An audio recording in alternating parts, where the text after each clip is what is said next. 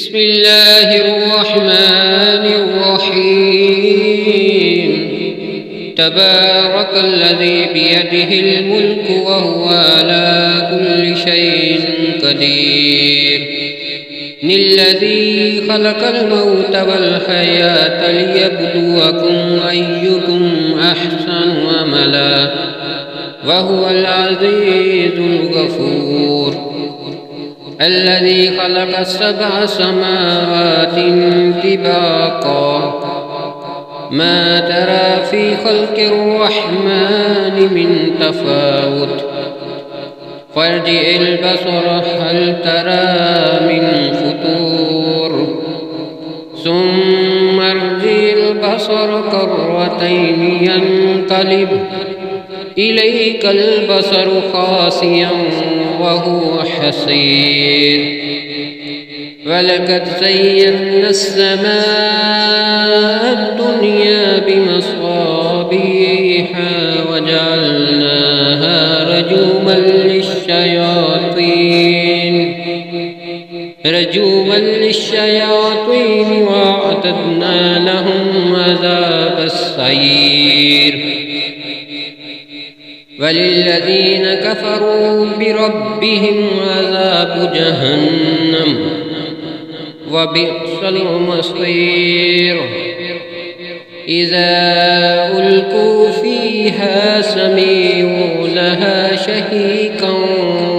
وهي تفور تكاد تميز من الغيظ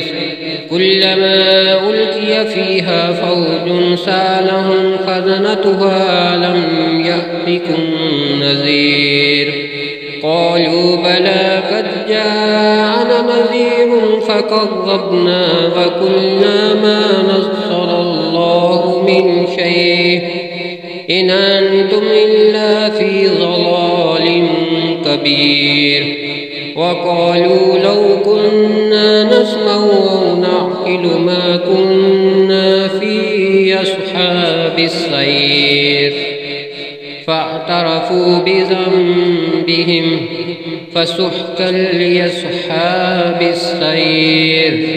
إن الذين يخشون ربهم بالغيب لهم مغفرة وأجر كبير وأسروا قولكم أو اجهروا به إنه عليم بذات الصدور ألا يعلم من خلق وهو اللطيف الخبير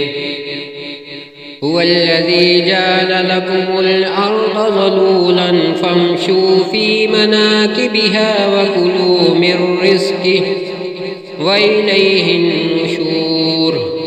آمنتم من في السماء أن يخسف بكم الأرض فإذا هي تمور أم أمنتم من في السماء أن يرسل عليكم حاصبا فستعلمون كيف نظير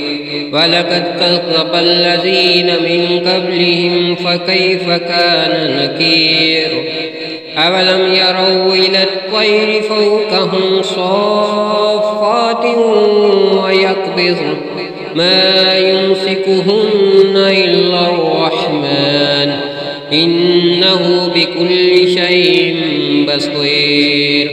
أمن هذا الذي هو جند لكم ينصركم من دون الرحمن إن الكافرون إلا في غرور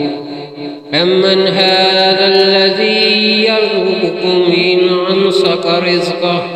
بل لجوا في عتو ونفور أفمن يمشي مكبا على وجهه يهدى أمن يمشي سويا على صراط مستقيم قل هو الذي أنشأكم وجعل لكم السمع والأبصار والأفئدة قليلا ما تشكرون قل هو الذي ذرأكم في الأرض وإليه تحشرون ويقولون متى هذا الوعد إن كنتم صادقين قل إنما العلم عند الله وإنما أنا نذير مبين فلما رأوه زلفة سيئت وجوه الذين كفروا وقيل هذا الذي كنتم به تدعون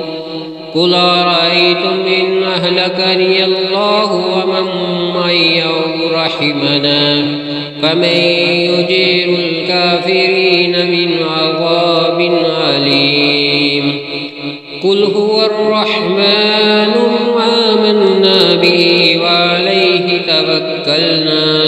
فستعلمون من هو في ضلال مبين قل أرأيتم إن أصبح ماؤكم غورا فمن يأتكم بماء